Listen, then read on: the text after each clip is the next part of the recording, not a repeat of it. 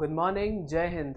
मैं शशांक आपके लिए लेकर आया हूँ 15 मई के द हिंदू के स्पेशल करंट अफेयर्स, जिसमें कि मैं आपको डेली बेसिस पे करंट अफेयर्स पढ़ाता हूँ। सो आप सभी का स्वागत है स्वामी विवेकानंद इंस्टीट्यूट के चैनल पर। Welcome you all. Now let's get started. So जो हम लोग का डेली सेशन होता है करंट अफेयर्स का, उसमें हम लोग daily one liner quiz complete करते हैं एंड ऑन डेली बेसिस हम लोग जो कि करंट अफेयर्स होता है अपडेट वो भी देखते हैं from 3 newspapers which are down to earth, Indian Express and the Hindu. ये 3 पेपर हम कवर करते हैं।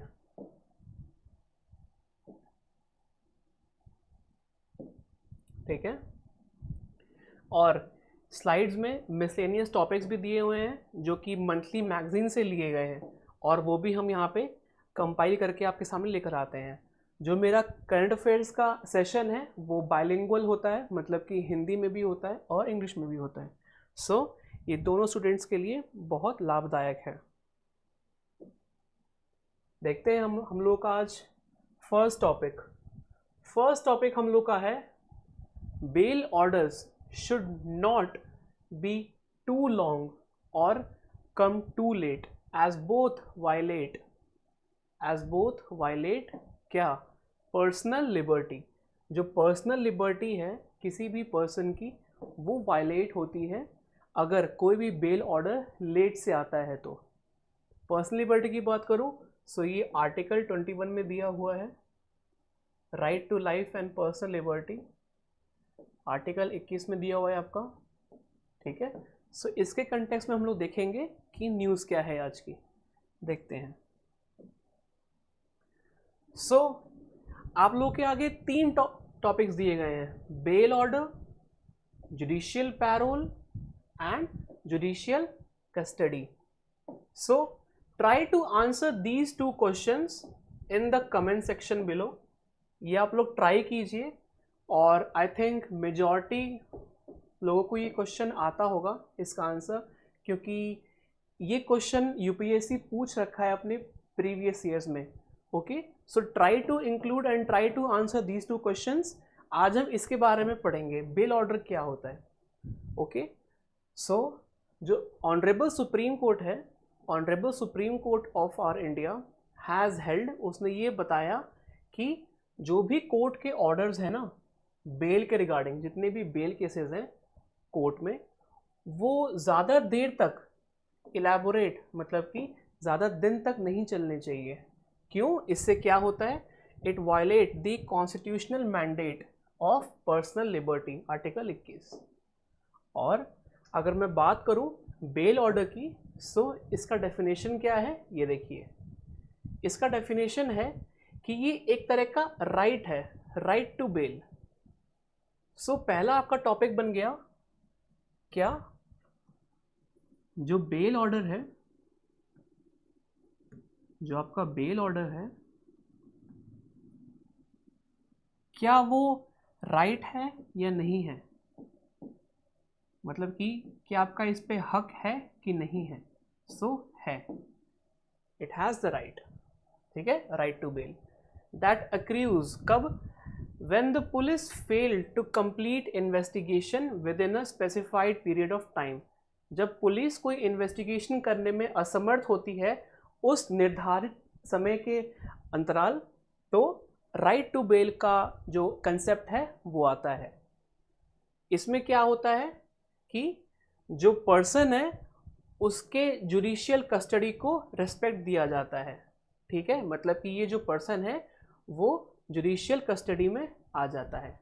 ओके, इसको हम लोग स्टैट्यूटरी बेल भी कहते हैं। This is also known as statutory bail. और ये कहाँ दिया हुआ है? ये हमारे section 167(2) of code of criminal procedure CRPC में दिया हुआ है। आप लोगों को कंफ्यूज करने के लिए क्वेश्चन दे सकता है कि right to bail is given in the Indian Constitution, so it is false. It is given in the CRPC, Code of Criminal Procedure, which is section 167 subsection 2. Next देखते हैं, आप लोग इसका जल्दी से स्क्रीनशॉट ले लीजिए एक बार and try to answer these two questions in the comment section below. The best answer will be read by me in the next session. ठीक है, आई होप आप लोगों ने स्क्रीनशॉट ले लिया होगा इसका. आगे बढ़ते हैं.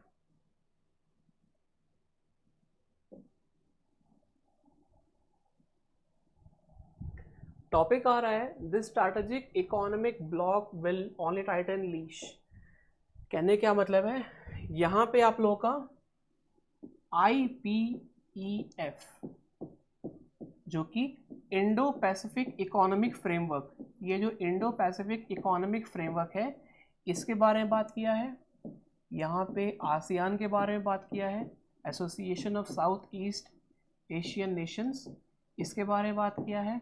प्लस यहाँ पे रीजनल कॉम्प्रिहेंसिव इकोनॉमिक पार्टनरशिप के बारे में बात किया है कि ये ट्रेड एग्रीमेंट क्या है, इंडिया इसका पार्ट है कि नहीं है. Okay, and we will try to link this with IPEF और हम देखेंगे कि IPEF की क्या सिग्निफिकेंस है आज के रीजन में.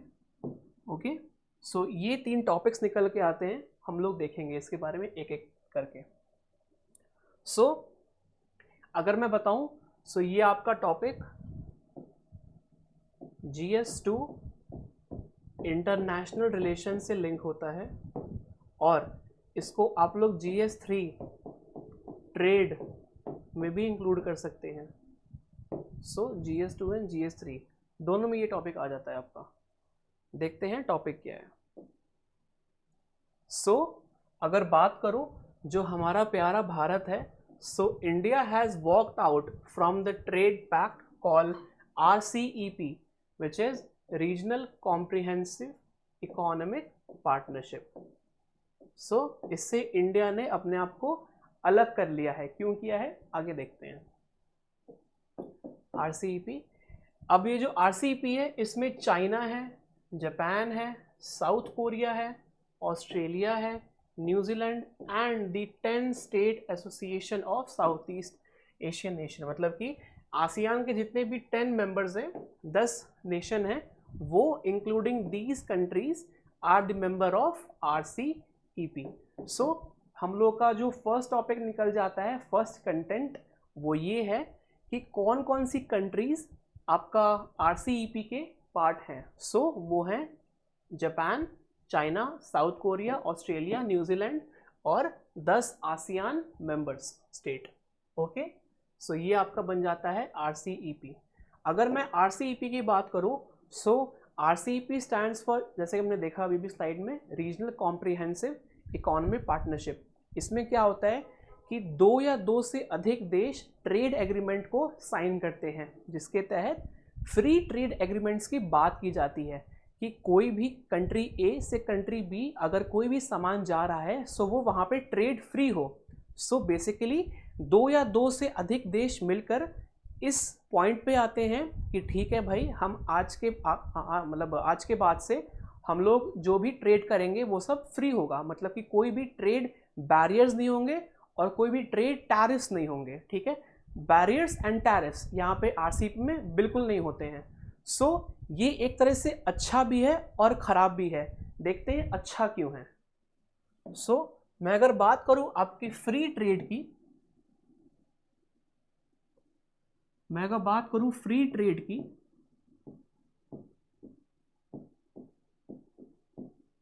होता क्या है, देखिए फॉर एग्जाम्पल अगर मैं यहाँ पे इंडिया का एग्जाम्पल लूँ, क्या होता कि अगर हम लोग RCEP साइन कर लेते, तो पहले वो देखते हैं. अगर हम लोगों ने RCEP साइन किया होता तो क्या होता, देखते हैं उसका.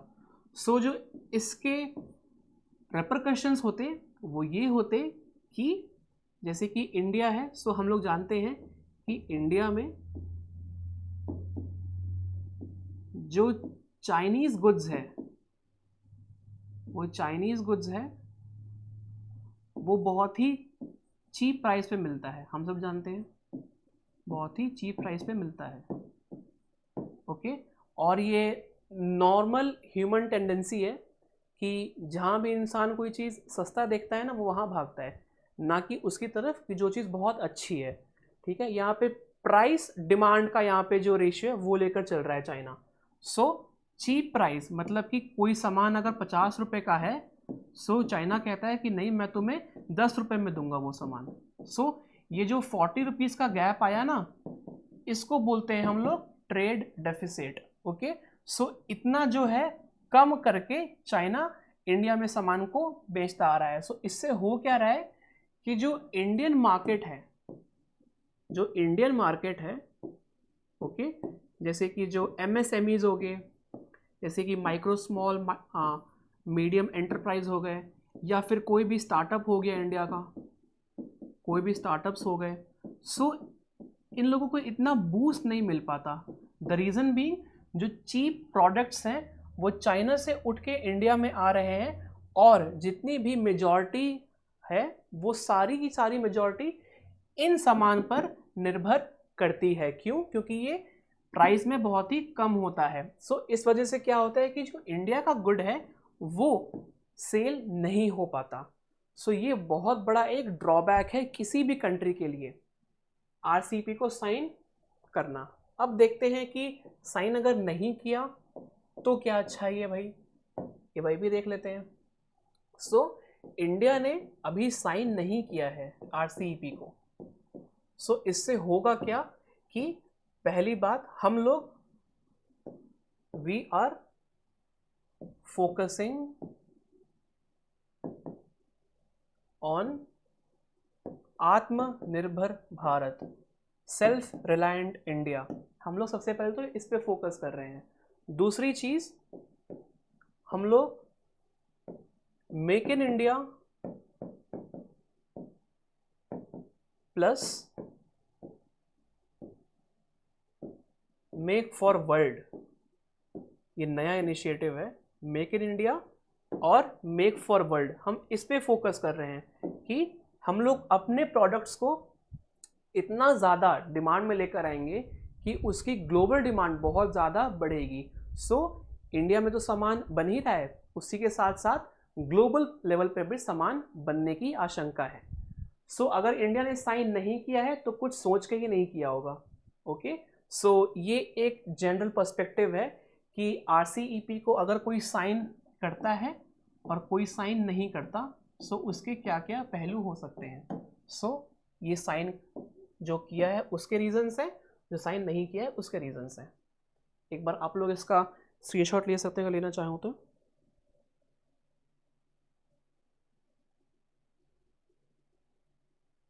ठीक है, देखते हैं न्यूज़ हमारी। सो हम लोग कहाँ थे? हम लोग पढ़ रहे थे अबाउट आरसीईपी। आरसीईपी में क्या क्या है? ये सारी कंट्रीज हैं प्लस 10 कंट्री आसियान की।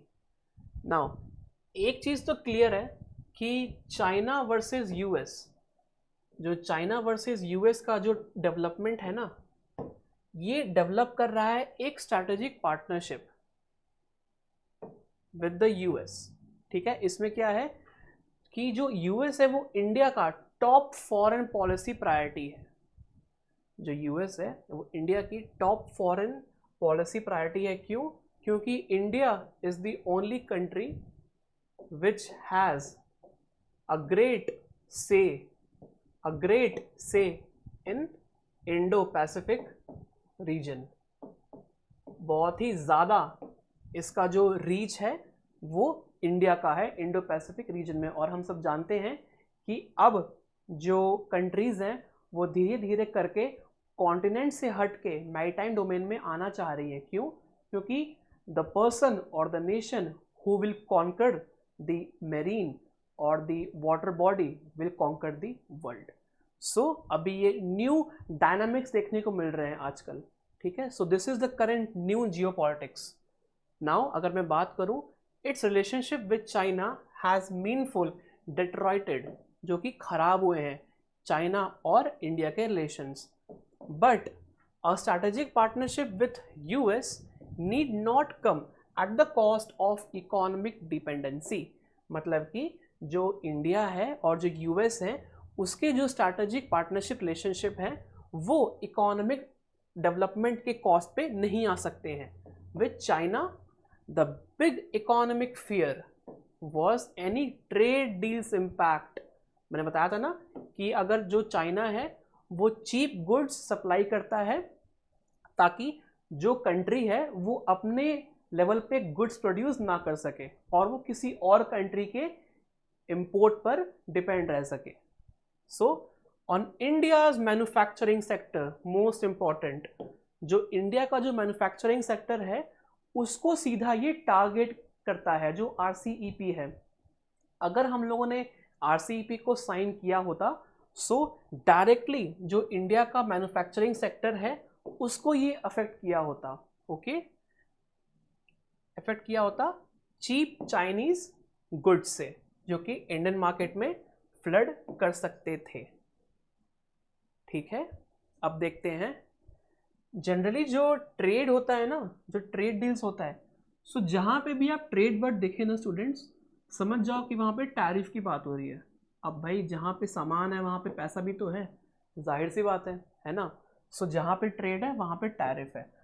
अब अगर हम लोग इसको इंक्रीज कर दें, अगर हम लोग किसी भी ट्रेड को इंक्रीज कर दें, ध्यान दीजिएगा, सो हम जानते हैं कि जो कंट्री है वो भी टैरिफ को इंक्रीज कर देगी. ठीक है, so these two things are directly proportional to each other. Okay, पहली चीज. दूसरी चीज, जो इशू है किस चीज का, to the intellectual property services and intellectual property right. जो IPR होता है ना, IPR किसी भी कंट्री का एक IPR होता है. अगर कोई भी कंट्री वो सामान या वो प्रोडक्ट किसी और देश में पहुंचा रही है तो, ठीक है, और उस कंट्री का इन्वेस्टमेंट भी होता है, उसके डोमेस्टिक रेगुलेशंस भी होते हैं. ठीक है, डिजिटल होता है, लेबर होता है, इन्वायरमेंटल इम्पैक्ट्स भी होते हैं, सो फार एंड सो फोर्थ. जैसे कि मैं अगर बात करूं इन्वायरमेंटल इम्पैक्ट की, सो आपने अभी कुछ दिनों पहले ही मैंने पढ़ाया था यूट्यूब सेशन में about European union carbon tax. मैंने क्या पढ़ा था वहाँ पे आप लोगों को, मैंने ये पढ़ाया था कि जो यूरोपियन यूनियन है ना, जो आपकी यूरोपियन यूनियन है उसमें कितने मेंबर्स होते हैं, उसमें 27 कंट्रीज होते हैं. ओके, सो मैंने ये पढ़ाया था कि जो यूरोपियन यूनियन का जो कार्बन टैक्स है, कार्बन टैक्स, इसमें क्या होता है कि जो भी प्रोडक्ट्स कार्बन रिच हैं उस पे यूरोपियन यूनियन टैक्स इंपोज कर रहा है ताकि कम से कम मात्रा में उनके देश में टैक्स जो कार्बन है वो डेवलप हो सके. मतलब कि जो EU है उसका मेन फोकस ये है कि कार्बन को कम किया जाए. ठीक है, और वो कैसे किया जाए, टैक्स को इंक्रीज करके. फॉर एग्जांपल स्टील, हम सब जानते हैं कि जो स्टील मेकिंग प्रोसेस है that is carbon rich process. इसमें कार्बन और कोल का बहुत भारी मात्रा में यूज होता है. सो अगर मैं बात करूं यूरोपियन यूनियन की, सो EU ने ये चीज़ कहा है कि अगर कोई भी चीज़ हमारे देश में आ रही है सो उस पर हम लोग कार्बन टैक्स इंपोज करेंगे ही करेंगे. ठीक है, नाउ सो ये सब चीज़ें देखते हुए हम लोग ये कह सकते हैं कि जो ट्रेड है वो एनवायरमेंटल स्टैंडर्ड्स को भी मीट करना चाहिए, चाहे किसी भी देश की बात हो रही हो. ओके, नाउ मैं अगर बात करूं जो इंडो पैसिफिक इकोनॉमिक फ्रेमवर्क है, ये क्या है, ये US लेड है. ये सबसे पहली बात US लेड है. आपसे क्वेश्चन पूछा जा सकता है कि IPEF is led by which country? So it is US. So ये जो IPEF है ना guys, Indo Pacific economic framework, ये प्रपोजल क्या है, दिस प्रपोजल कंप्लीटली रिमूव्स, ये पूरी तरह से ये हटा देता है किस चीज को, द टैरिफ एलिमेंट. मतलब कि जो टैरिफ है, जो यहाँ पे टैक्स लग रहा है, उसको बिल्कुल ये एक तरह से हटा देता है. ठीक है, देखते हैं. ऑफ टिपिकल ट्रेड डील्स, मतलब जो भी ट्रेड डील्स हो रही है उनमें से टैरिफ को ये बिल्कुल तरीके से हटा देता है. And is entirely about all these other areas. मतलब कि जो हमने भी एरियाज देखे हैं, investment, domestic regulation, digital, labour, environmental impact, environmental standard, so far and so fourth.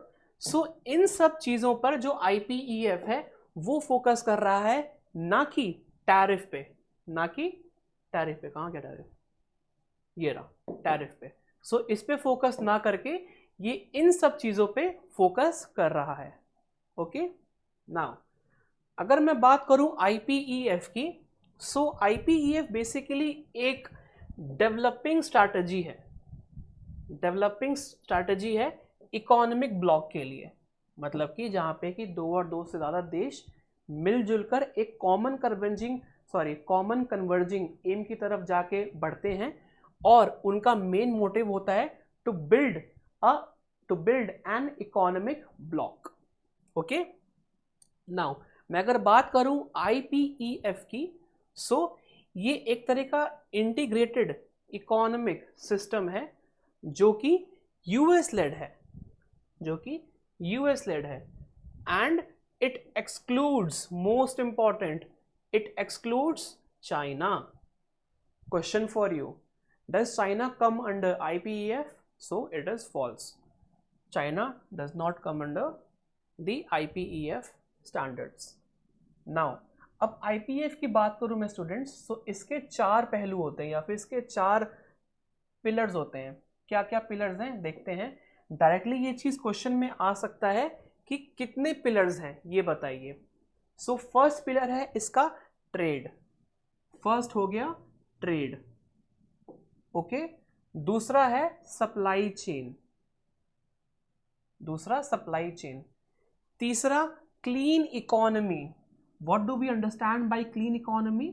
मतलब कि वैसी इकोनॉमी जो कि आपकी रिन्यूएबल एनर्जी पे बेस्ड हो, मतलब कि वहां पे कार्बन कम से कम मात्रा या फिर बिल्कुल ना ही हो। ओके एंड फेयर इकोनॉमी, मतलब कि वहां पे बायसनेस ना हो, वहां पे किसी भी प्रकार का इर्रेगुलर कंपटीशन ना हो। ठीक है, सो ये सब चीजें हैं और यहाँ पे चाइना नहीं है। रीजन आप लोग जानते ही हैं क्यों। ठीक है, और इंडिया जो है, India has joined the other 3 pillars but not the trade. India ने ये सारे चीजों को ज्वाइन किया है बट ट्रेड से उसने अभी अपनी हामी नहीं भरी है। सो मैंने अभी भी यहाँ पे एक्सप्लेन किया था कि हम लोग क्यों RCEP का हिस्सा भी नहीं है। कहाँ गया, हाँ ये है ना। ठीक है, सो सेम रीजन हम लोग यहां भी अप्लाई कर सकते हैं जो कि है IPEF के लिए। हम क्यों हम लोग जो ट्रेड का पिलर है IPEF का, जो एक ट्रेड का पिलर है, 4 होते हैं ना, उसमें से एक ट्रेड है हमारा, सो हमने क्यों ट्रेड को साइन नहीं करा है? सो यही उसका रीजन है मेन। हम लोग चाहते हैं कि हम लोग एक ग्लोबल इकोनॉमी बन के आगे आए। Since we are the 5th largest economy in this whole world and soon we will be the top most one in the upcoming years. Now उस चीज़ को मेंटेन करने के लिए हम लोगों को पहले तो एक्सपोर्ट्स पे ध्यान देना होगा, और एक्सपोर्ट्स के लिए जब तक चीज़ें ग्राउंड लेवल से शुरू नहीं होंगी तब तक कुछ भी नहीं हो सकता। ओके सो सबसे पहले इंडिया को फोकस ये करना है कि अपने ग्राउंड लेवल की चीज़ों पर काम करने की ज़रूरत है। इसका क्या मतलब हुआ, जैसे कि फॉर एग्जांपल हमारे नॉर्थ ईस्ट के रीजन है, जो हमारे 7 सिस्टर्स स्टेट हैं, वहाँ पे कितने अच्छे अच्छे वहाँ पे हैंडक्राफ्ट्स होते हैं, आर्टिफैक्ट्स होते हैं। जैसे कि मैं अगर बात करूँ एक छोटे से एग्जांपल की, सो असम, क्योंकि मैं असम से आया हूँ तो मुझे पता है वहाँ के बारे में। सो जो असम है ना स्टेट, यहाँ पे बहुत अच्छे अच्छे बैम्बू के ना, वो क्या बोलते हैं, टब्स मिलते हैं, टोकरियाँ मिलती हैं। ठीक है, और बहुत ही अच्छे अच्छे फ्लावर वास मिलते हैं, पॉट्स मिलते हैं। सो अगर देखा जाए सो ये चीज़ लोकल है एक तरह से आसाम के लिए, राइट। सो हम इस चीज़ को यूज़ करके हम क्यों ना इस चीज़ को हम और कंट्रीज़ में ट्रेड के रूप में दे सकते हैं। सो इससे होगा क्या, इससे ये होगा कि हम लोगों की जो इकोनॉमी है वो भी बूस्ट करेगी, और जो हमारा जो एक स्लोगन है that be the vocals for locals का, ठीक है, जैसे कि जितने भी लोकल हैं उनके लिए हम लोग वोकल की तरह काम करें। सो ये चीज़ वहाँ पे भी अप्लाई हो सकती है, और हो भी क्यों ना, जब हम जानते हैं कि हमारे 7 सिस्टर्स स्टेट में इतने सारे वहाँ पे क्या बोलते हैं, इतने सारे वहाँ पे टैलेंट हिडन है। सो हम लोग उन सबको लेकर आ सकते हैं और हम उन सबको एक्सपोर्ट कर सकते हैं और देशों में, ताकि इंडिया एक तरह से इस चीज में आगे बढ़ सके। और इसको हम लोग कहते हैं इंडिया की सॉफ्ट पावर। इसी को हम कहते हैं सॉफ्ट पावर। सॉफ्ट पावर क्या होती है? सॉफ्ट पावर वो होती है जहां पे कि इंडिया को अपने मतलब क्या कहते हैं, मतलब बात करने के अंदाज से कोई भी चीज, अगर कोई भी मैटर है वो सॉल्व हो सके, प्लस कोई भी अगर किसी भी देश का कल्चरल एस्पेक्ट, किसी भी देश का कल्चरल एस्पेक्ट किसी और देश को अच्छा लगे, सो उसको हम कहते हैं किसी भी कंट्री की सॉफ्ट पावर। ठीक है। नाउ ये मेन रीजन है कि अभी तक जो ट्रेड का पिलर है वो इंडिया ने साइन नहीं किया है। बाकी 3 तो हो गए हैं, लेकिन ट्रेड अभी तक साइन नहीं किया है। क्यों नहीं किया है, हमने रीजन अभी देख लिया। ये काफी लेंदी टॉपिक है, आप लोग इसको एक बार अच्छे से गो थ्रू हो जाइए और एक बार प्लीज टेक अ स्क्रीनशॉट। और स्क्रीनशॉट ही नहीं, इसको आप लोग नोट डाउन भी किया कीजिए।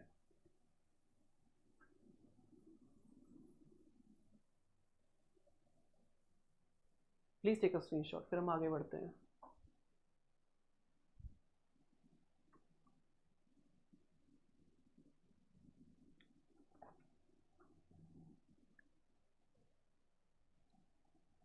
नेक्स्ट देखते हैं। ये हो गया ना? अगर आपको इसका भी स्क्रीनशॉट लेना तो ले सकते हैं। ठीक है।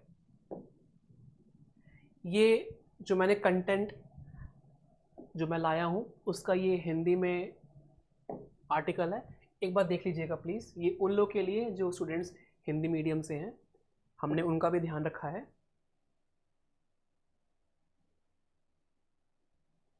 ठीक है। आई होप कि आप लोगों ने स्क्रीनशॉट ले लिया होगा। हम लोग आगे बढ़ते हैं। Next, the nutritional value of millets. Nutritional value of millets. Millet से याद है आप लोगों को?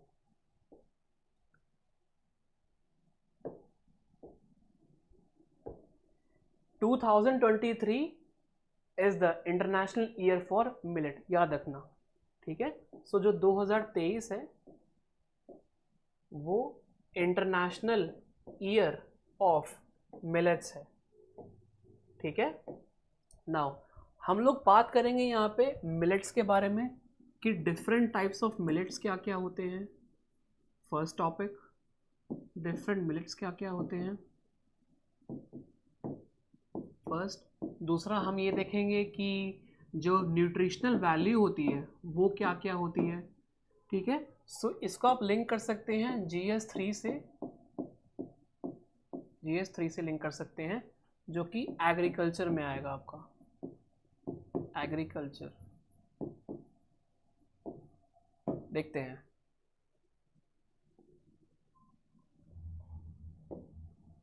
सो अगर मिलेट की बात करूं, सो उससे पहले हम लोग न्यूज़ पे आते हैं कि अखबार में जो खबर है, खबर क्या कह रही है?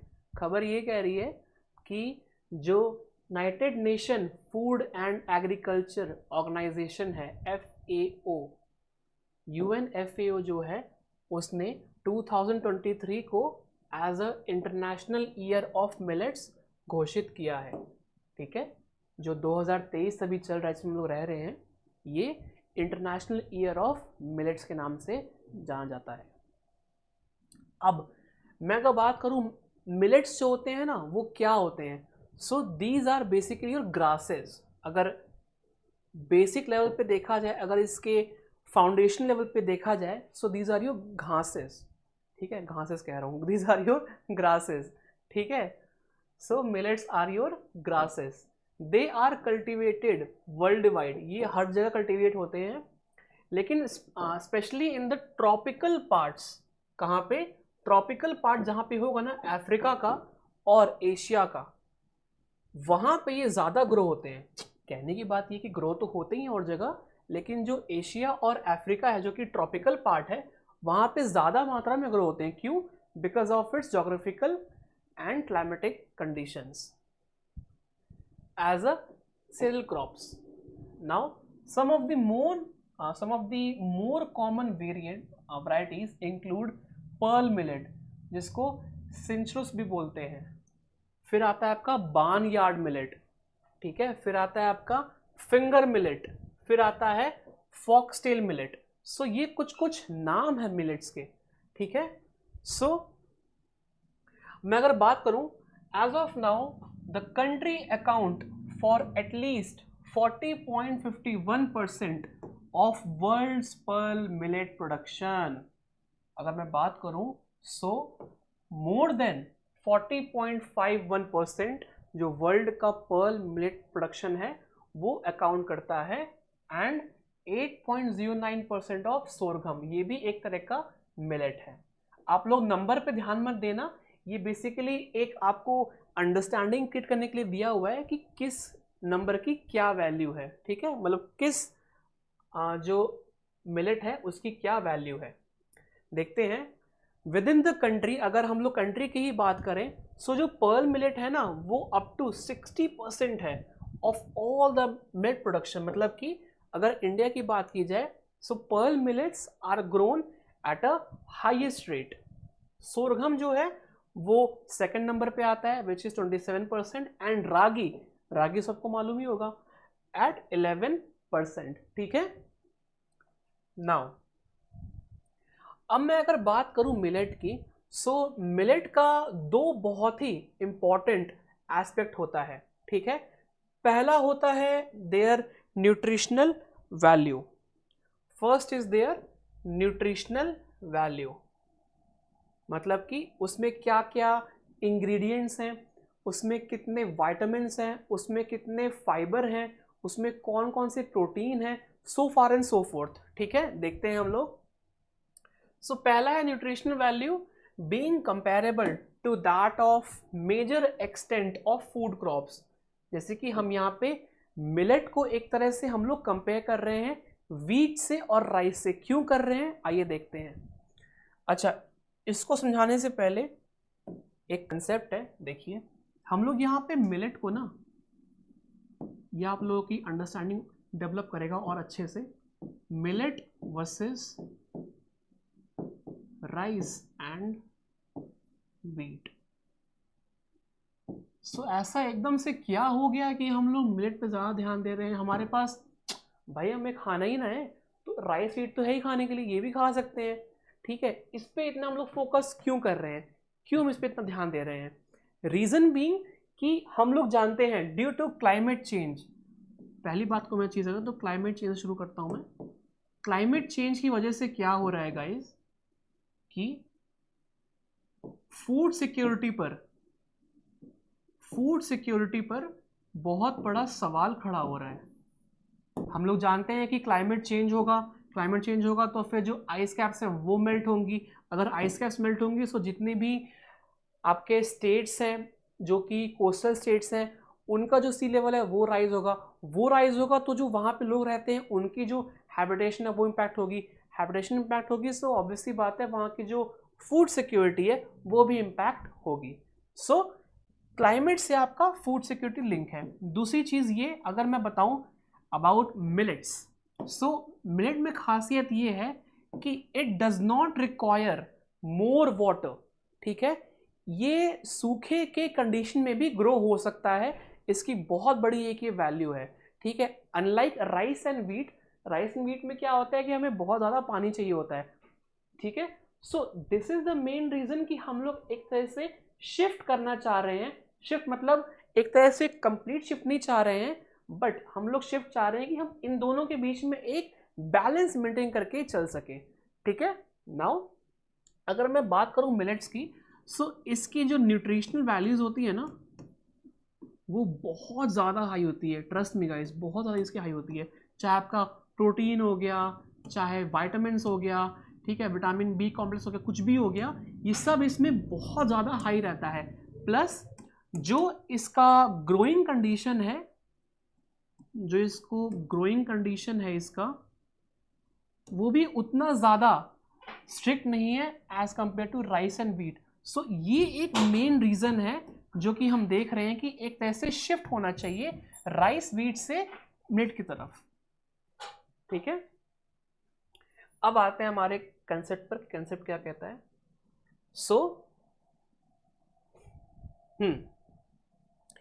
अब देखिए, जो क्या कहते हैं, जो मिलेट है ना, ठीक है, मिलेट के पास एक एबिलिटी होती है किस चीज की? To reliably withstand harsh resource. Harsh resource मतलब कि अगर रिसोर्स ना रहे, पानी ना रहे, सूखापन रहे, तो भी, and in all poor condition, ठीक है, they are drought tolerant. Most important statement students, question आ सकता है, आर मिलेट्स ड्रॉट रेजिस्टेंट और they need more water to grow? So they are drought tolerant, they are drought resistance, they adapt to growing in warm weather as well।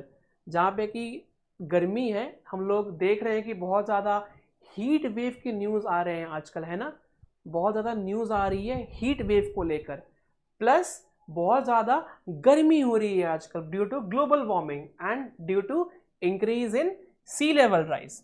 ठीक है, सो इस reason की वजह से क्या हो रहा है कि हम लोग एक तरह से शिफ्ट चाहते हैं, एक तरह से शिफ्ट चाहते हैं from our conventional food to something which has more nutritional value. और मिलेट से अच्छा तो कोई एग्जांपल और हो ही नहीं सकता। क्यों? क्योंकि ये वार्म वेदर कंडीशन में भी ग्रो हो सकता है, प्लस इसी के साथ साथ इसको बहुत ही कम नमी चाहिए, इट रिक्वायर लो मॉइस्चर, बहुत ही कम इसको मॉइस्चर चाहिए टू ग्रो, और ये लोमी सॉइल में भी ग्रो हो सकता है। सॉइल आ गया, आपको सॉइल का प्रोफाइल मालूम होना चाहिए। सो लोमी सॉइल जो है, जो लोमी सॉइल है वो यूज होता है मिलेट्स की प्रोडक्शन में, मिलेट्स की कल्टीवेशन में। अच्छा, they don't grow well in water locked, मतलब कि जहां पे पानी बन सा गया ना, पानी इकट्ठा सा हो गया है, वहां पे बहुत अच्छा ग्रो नहीं कर सकते हैं। ठीक है, और एक्सट्रीमली ड्राई सॉइल, अगर मान लीजिए कोई बहुत ज्यादा ड्राई मिट्टी है, कोई सूखी मिट्टी है, वहां पे भी ये ग्रो नहीं कर सकते हैं, which might occur after heavy rainfall और पार्टिकुलरली बैड ड्रॉट्स रेस्पेक्टिवली। सो मिलेट्स जो है, मिलेट्स की बात करूं, हैव अपर हैंड, मतलब कि इसका एक तरह से इसका अपर हैंड है किस चीज में? ओवर क्रॉप्स लाइक राइस, मेज एंड व्हीट। सो इन तीन के आगे जो एक तरह से मिलेट है, वो एक तरह से शिफ्ट को देखा जा सकता है, मतलब एक तरह से वो हम लोग चेंज दे सकते हैं। मतलब कि मान लीजिए कि अगर किसी भी टाइम अगर ये सब चीज़ें उस समय के लिए अवेलेबल ना हो, सो हम लोग मिलेट पर स्विच ओवर हो सकते हैं। दो रीज़न है, इसको ग्रो करना बहुत आसान है, दूसरा इसकी जो न्यूट्रिशनल वैल्यू वो बहुत ज़्यादा हाई होती है। नाउ अगर मैं बात करूं कि that being said, millets don't abhor better growing condition and respond positively to higher moisture and nutrient content in the soil।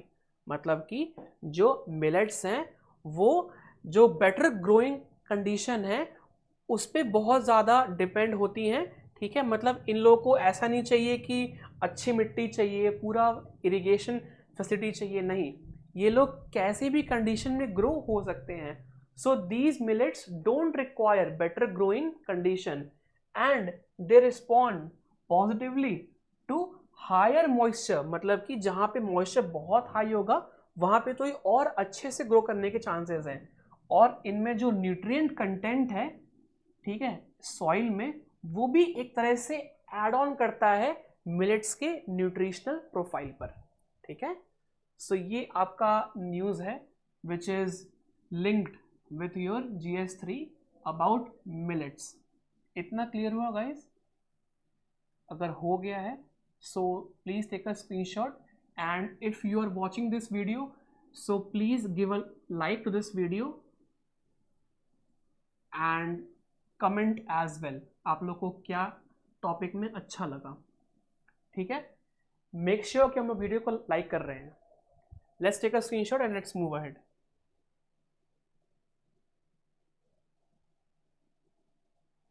Okay, ये हमारे जो स्टूडेंट्स हैं हिंदी के लिए, उनके लिए दिया है मैंने यहाँ पे।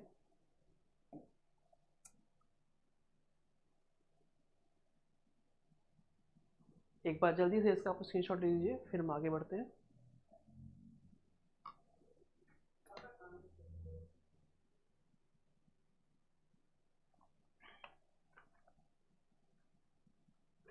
ठीक है, आगे बढ़ते हैं गाइस।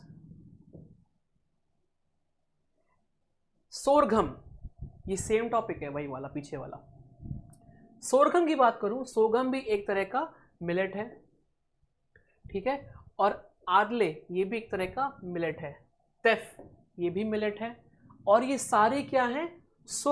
अगर मैं बात करूं, ये सारे के सारे आपके घास हैं, ठीक है, ये सारे के सारे आपके ग्रासेस हैं।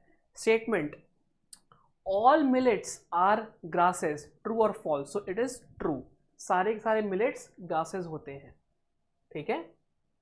एंड नेक्स्ट देखते हैं, द न्यूट्रिशनल कंटेंट, जो इनका न्यूट्रिशनल कंटेंट होता है मिलेट्स का, वो क्या होता है? Carbohydrate, most important, carbohydrate, protein, fibre, amino acid and various other minerals as well. Okay, so हम लोग जानते हैं कि amino acids are required for our body, ठीक है।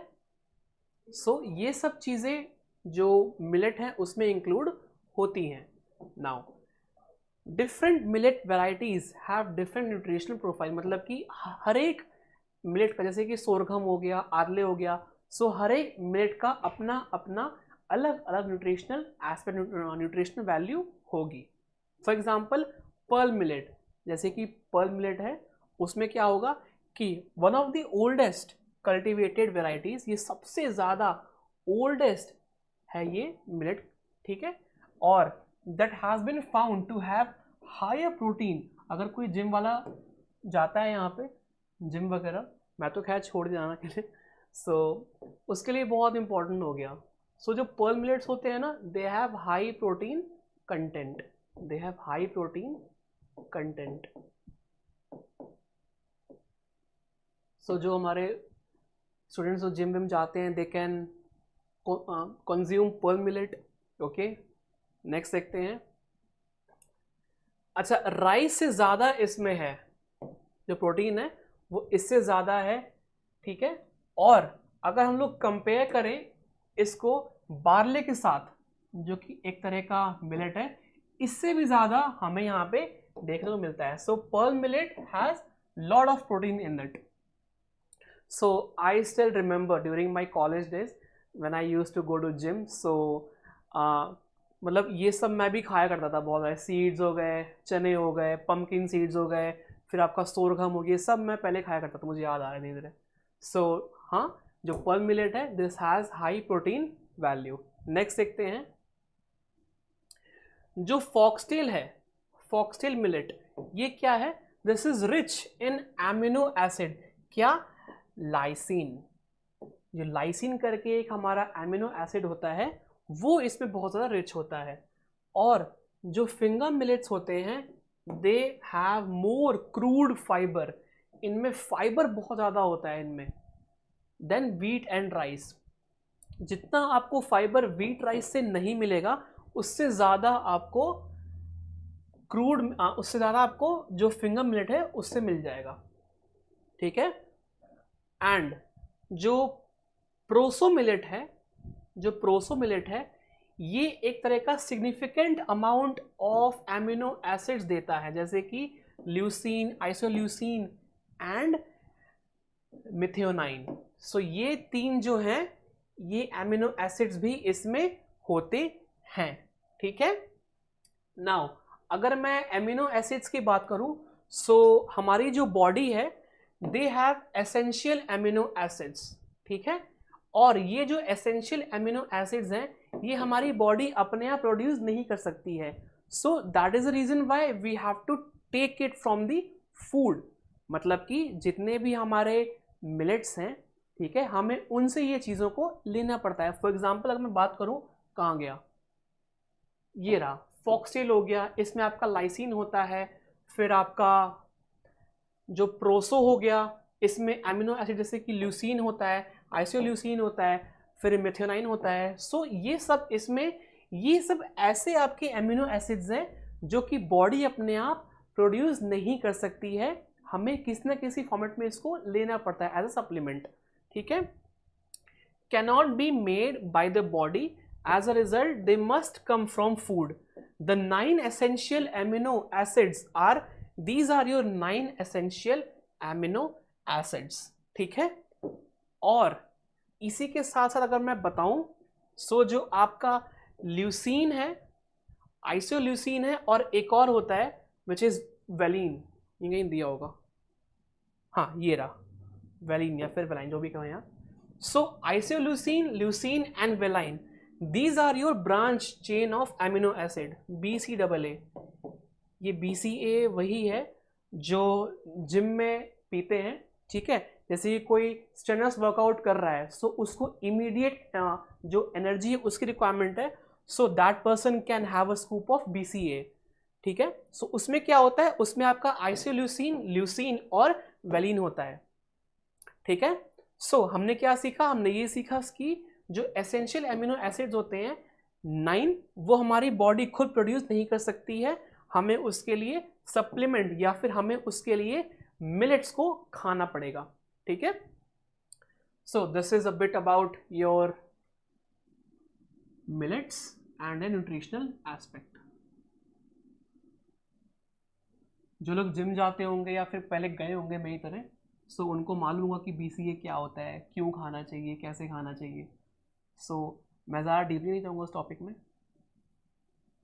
बट हाँ जो BCAA होता है वो भी इंपॉर्टेंट होता है from the energy perspective. Now take a screenshot and then we move ahead.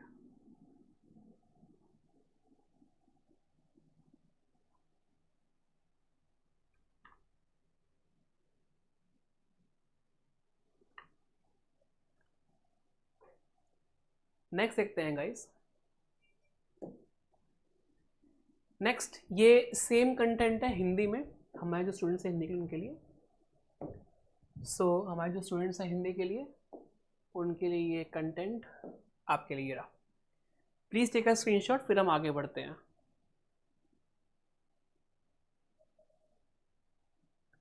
Next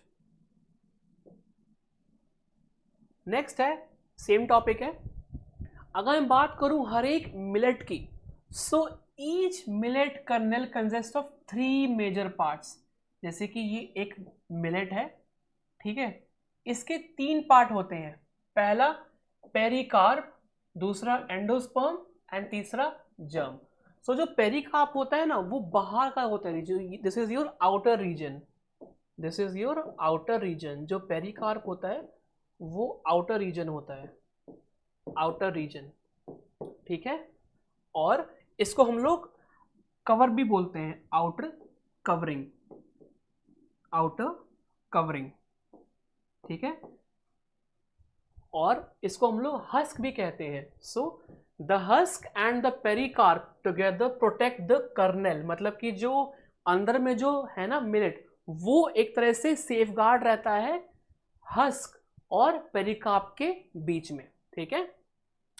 from the inhospitable conditions, जैसे कि बहुत ज़्यादा सूखापन हो गया, बहुत ज़्यादा बारिश हो गई, ठीक है। सो यही मेन रीज़न है कि जो मिलेट्स हैं वो इतनी जल्दी अफेक्ट नहीं होते हैं from the harsh weather condition. क्यों?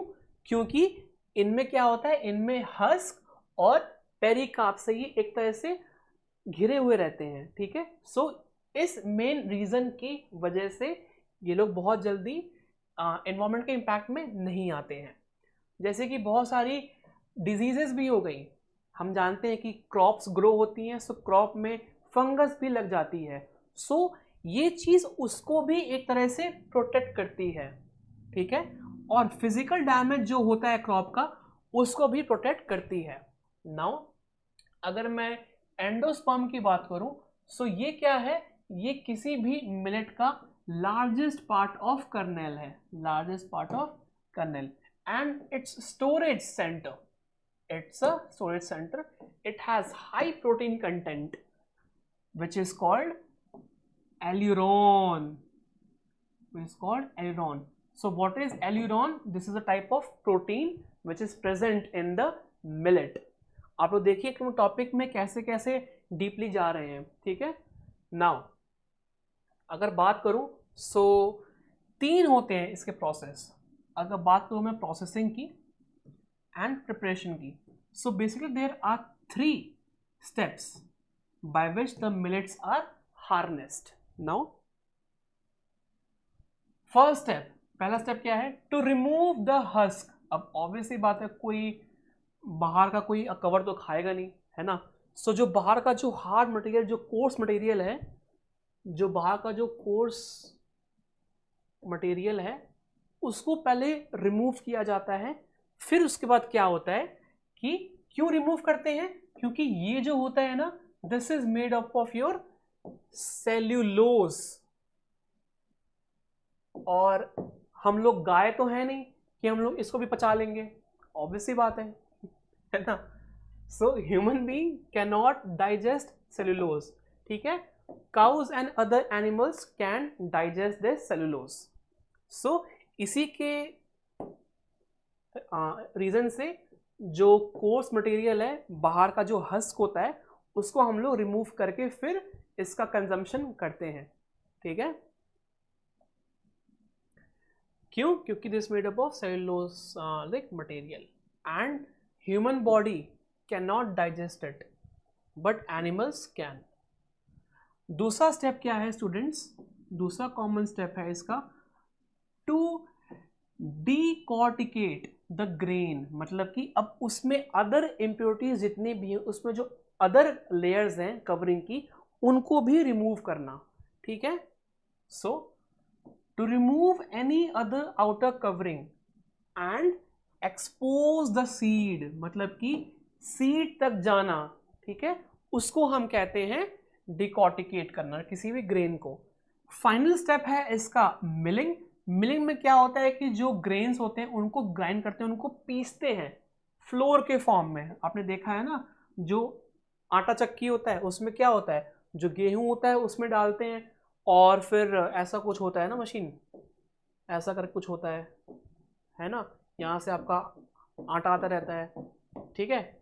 सो इसका भी सेम वही है प्रोसेस। क्या होता है कि मिलिंग के केस में जब मिलिंग का स्टेप आता है, इसमें क्या होता है कि ग्रेन्स को हम लोग ऐसी मशीन में डालते हैं और फिर वो आटे के फॉर्मेट में, वो फ्लो के फॉर्मेट में हमारे पास आ जाता है, और फिर उसके बाद छानते हैं, जिसको सीविंग बोलते हैं, to remove any large impurity. जो भी इसमें कंकड़ पत्थर हैं वो भी उनको हम लोग हटा सकते हैं, ठीक है। लेकिन एक बात आप लोग ध्यान रखिएगा कि जितना भी फूड प्रोसेस हो, ठीक है, जितना फूड प्रोसेस हो उतना ज़्यादा उसका न्यूट्रिशनल वैल्यू कम होते रहता है। मतलब कि अगर मैं सिंपल टर्म्स में बात करूं, सो दूध है जैसे कि, ठीक है, अगर दूध को जितना हम बॉईल करते हैं उतना उसका न्यूट्रिशनल वैल्यू कम हो जाता है। ऑल्दो हमें जो दूध है वो बॉईल करके पीना चाहिए, क्योंकि उसमें बहुत सारे बैक्टीरिया भी होते हैं। So after boiling all those bacteria gets eliminated, ठीक है। So that is the main reason we should boil and then we should have milk. But हम यहाँ पे देख रहे हैं कि जितना ज़्यादा हम इन मिलेट्स को हम लोग प्रोसेस कर रहे हैं, हम लोग इसको सीव कर रहे हैं, हम लोग इसका हस्क निकाल रहे हैं, ठीक है, हम लोग फिर इसका क्या कहते हैं, जो एंडोस्पर्म है हम वो भी इसका रिमूव कर, जिसमें बहुत ज़्यादा प्रोटीन होता है। सो इन सब चीज़ों को हम लोग रिमूव कर रहे हैं। सो कहीं ना कहीं इसका जो न्यूट्रिशनल एस्पेक्ट है वो भी इसका कम हो रहा है, ठीक है। So the longer the grains were milled, जितना इसको मिल किया जाएगा, the more protein, fat and fibre contents the process removed. मतलब कि जितना कंटेंट इसमें है, जितना मिल होगा, जितनी बार ये रिफाइन होगा, जितनी बार भी ये प्रोसेस होगा, उतनी बार इसका न्यूट्रिशनल वैल्यू कम होते जाएगा, ठीक है। इसका आप लोग एक बार स्क्रीनशॉट ले लीजिए, फिर हम आगे बढ़ते हैं।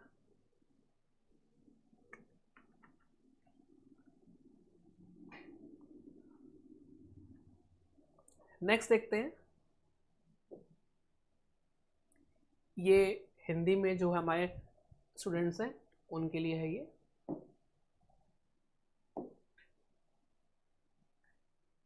एक बार इसका स्क्रीनशॉट लीजिए, फिर हम चलते हैं आगे।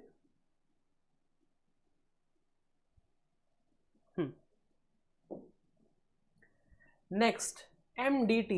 गाइस ये न्यूज़ में बहुत टॉपिक चल रहा है यार ये वाला MDT। एंड ट्रस्ट में इस साल का जो एग्ज़ाम है, चाहे जो भी एग्ज़ाम इस साल हो रहे हो, उन सब में एक कंसेप्ट देखना पक्का आएगा। टॉपिक ये बहुत इंपॉर्टेंट है। आई थिंक मैंने ही अपने यूट्यूब के करंट अफेयर्स के सेशंस में कम से कम 3 से 4 बार मैंने उसको कवर किया होगा। ठीक है, सो टॉपिक ये बहुत इंपॉर्टेंट हो गया है। देखते हैं कि माइटोकॉन्ड्रियल डोनेशन क्या होता है।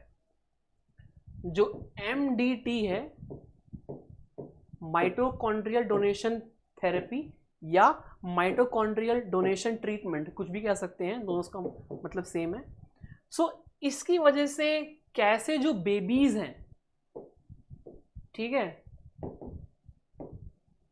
जो बच्चे पैदा हो रहे हैं उनमें क्या ऐसा खास हो जा रहा है, और इस साइंस की वजह से ऐसा क्या हो जा रहा है कि जो भी डिजीज हैं जो कि मदर में है वो बच्चे में पास ऑन नहीं हो पाती हैं। आइए देखते हैं। सो इसको हम लोग 3 पेरेंट मेथड भी कहते हैं। This is your 3 parent method. So अगर बात करूं MDT की, which is mitochondrial donation treatment या फिर थेरेपी, इज अ प्रोसेस जहां पे कि एग जो कि मदर में होता है, which has the genetic material DNA, जो एग होता है ना उसमें DNA होता है। ठीक है, now from the parents and mitochondria from selected female donor. देखिए होता क्या है, let me explain you.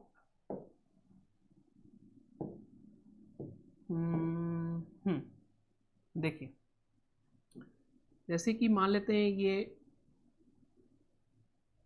Female egg है, ठीक है। नाउ होता क्या है कि इसमें DNA भी होता है प्रेजेंट, हम सब जानते हैं इसमें DNA होता है प्रेजेंट। अब DNA में क्या होता है, DNA में आपका सीक्वेंस दिया होता है गाइस। इसमें आपके ट्रेट्स कैसे हैं, आपका रंग कैसा होगा, आपका बिहेवियर कैसा होगा, और आप में जो डिजीज है वो कैसी होंगी, वो सब किस पे डिपेंड करता है, आपका डिपेंड्स ऑन योर DNA। ठीक है, so it totally depends upon your DNA। Next देखते हैं कि कैसे हम इस चीज को ठीक कर सकते हैं। जैसे कि मान लीजिए कि इस स्ट्रैंड में कुछ डिफेक्ट है, ठीक है। सो क्या होगा कि मान लेते हैं कि इसमें कोई डिफेक्ट है इस पर्टिकुलर स्ट्रैंड में। सो एज पर MDT होता क्या है कि किसी और हेल्दी मदर का एग लेके और इसका DNA हम इसमें इंजेक्ट कर देते हैं, ताकि क्या होता है कि जो डिफेक्टिव मटेरियल है वो हट जाए, और जो फ्रेश मटेरियल है, जो कि फ्रेश DNA है जिसमें कि कोई भी डिजीज नहीं है, उसको हम लोग एक तरह से इम्प्लांट करते हैं यहाँ पे। ठीक है, और इस प्रोसेस को हम बोलते हैं MDT। ठीक है, इसको हम कहते हैं MDT। अब देखते हैं न्यूज़ पे। So mitochondria from a selected female donor, ठीक है, क्लियर है इतना, is implanted in the uterus and carried to full term to yield a baby free from any mitochondrial diseases। मतलब कि कोई भी माइटोकॉन्ड्रियल अगर डिजीज होती है किसी भी बच्चे को तो वो अब से नहीं होगी। क्यों? क्योंकि जो फीमेल हेल्दी डोनर है उसने अपना जो DNA है वो एक तरह से दिया एज अ डोनर, और वो DNA को हमने इंजेक्ट किया इन द जो क्या कहते हैं मदर DNA है उसमें। ठीक है, हमने उसमें इंजेक्ट किया और इसके बाद हमने ये एग को इम्प्लांट कर दिया in the uterus to wait for the formation of the offspring.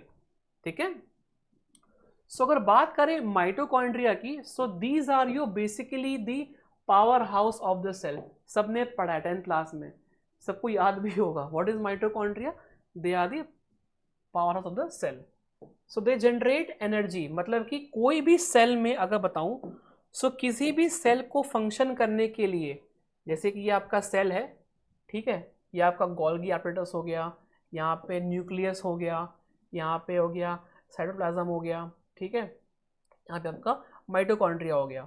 So mitochondria की बात करूं, so mitochondria is the power house of the cell. मतलब कि कोई भी सेल अगर फंक्शन कर रहा है, जैसे कि ईटिंग हो गया, ठीक है, फिर रिमूवल ऑफ वेस्ट हो गया, सो ये सब चीजें को एनर्जी चाहिए in a form of ATP which is your adenosine triphosphate.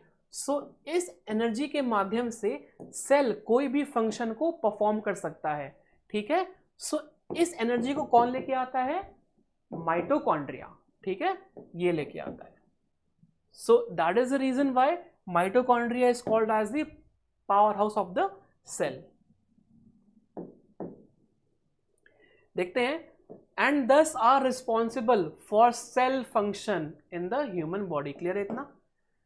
Now अब जो डिजीजेस अराइज होंगी out of such mitochondrial mutations are called mitochondrial diseases. मतलब कि जो भी डिजीज अराइज होंगी due to the mitochondrial mutation, उनको हम कहेंगे माइटोकॉन्ड्रियल डिजीजेस।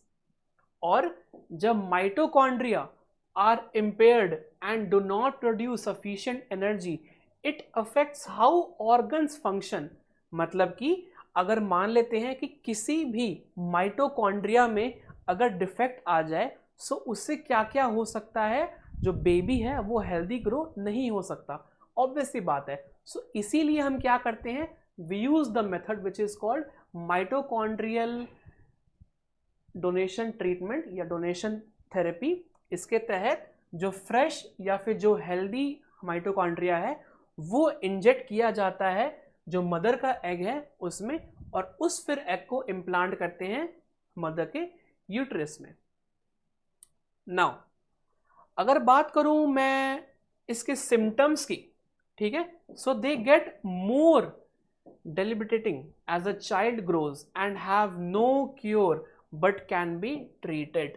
मतलब कि इनिशियल ही इसको हम लोग ट्रीट कर सकते हैं, okay. Some estimates put the incidence of mitochondrial diseases as 1 in 5,000 people. किसी एक को होता होगा 5,000 पीपल में से। In this case the mother had a mitochondrial disease, she was intent on not passing on to her baby। मतलब कि जो मदर है उनका इंटेंट नहीं है वो जो डिजीज है उसको पास करना अपने बेबी में, तो she also did not want to have a donor egg।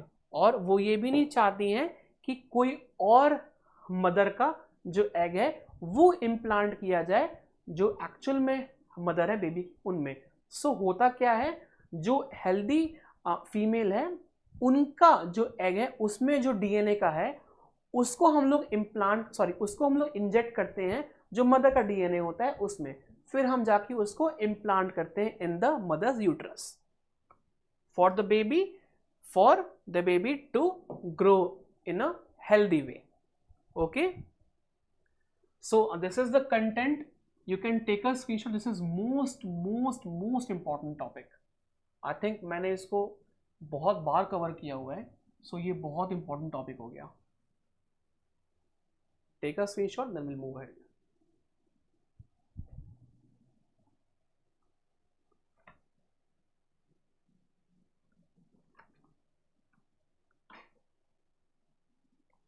ठीक है, नेक्स्ट देखते हैं। ये हिंदी में लिखा हुआ है, जो हमारे स्टूडेंट्स हैं हिंदी के लिए उनके लिए। सी बाइलिंगुअल का यही फ़ायदा है कि हमारे साथ जो ज़्यादा पॉपुलेशन है वो आके हमसे जुड़ सकेगी, क्योंकि हम लोग हिंदी में भी एज वेल एज इंग्लिश में भी हम लोग चीज़ों को कवर करवाते हैं, ठीक है।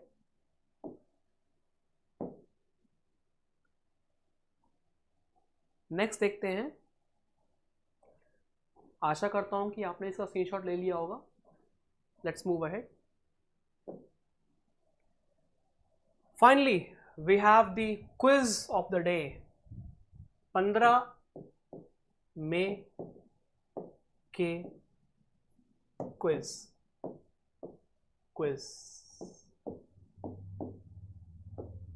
ठीक है, देखते हैं ऐसी कौन सी संस्था है, ऐसा कौन सा इंस्टीट्यूशन है जिसने एक रिपोर्ट रिलीज करी है on race to net zero. अच्छा, इस पे जाने से पहले कमेंट सेक्शन में जल्दी से मुझे कोई बता दो कि इंडिया का जो टारगेट है नेट जीरो एमिशन का, वो कब तक का है। ठीक है, वो कब तक का है प्लीज। मैंने कई बार बताया इसको अपने वीडियो में। ठीक है, सो ऐसी कौन सी संस्था है जिसने रिपोर्ट पब्लिश करी है on race to net zero. So वो है आपका UNESCAP, option number C. Next है, ऐसी कौन सी कंट्री है जिसने first China Central Asian summit को होस्ट किया। ऐसी कौन सी कंट्री है जिसने first China Central Asia summit को होल्ड किया। सो वो है चाइना, ऑप्शन ए। नेक्स्ट देखते हैं, ऐसी कौन सी स्टेट या फिर यूनियन टेरिटरी है जिसने कि लॉन्च किया है ये प्रोग्राम, विच इज जगन्नक्कू चेबुदम प्रोग्राम। ठीक है, सो ये प्रोग्राम है आपका आंध्र प्रदेश से link, from your Andhra Pradesh. Now project smart की बात करूं, प्रोजेक्ट स्मार्ट, सो ये क्या है, this was seen in the news which is linked with which union ministries. ऐसी कौन सी यूनियन मिनिस्ट्रीज है जिससे कि प्रोजेक्ट स्मार्ट लिंक हो रहा है। So that is your ministry of urban affairs and railways, इससे ये लिंक हो रहा है। नेक्स्ट, साइबर सुरक्षित Bharat, cyber secure India is the initiative, ये एक तरह से इनिशिएटिव है ऑफ विच इंस्टीट्यूशन और union ministry. So this is the initiative of ministry of electronics and information technology. So option number C is your correct answer. I hope कि आप लोगों को ये वीडियो आज का अच्छा लगा होगा। अगर अच्छा लगा है so please give a like to this video and you can subscribe to the channel as well. Okay, और एक बार जल्दी से आप लोग इसका स्क्रीनशॉट ले लीजिए, फिर हम लोग आगे बढ़ते हैं।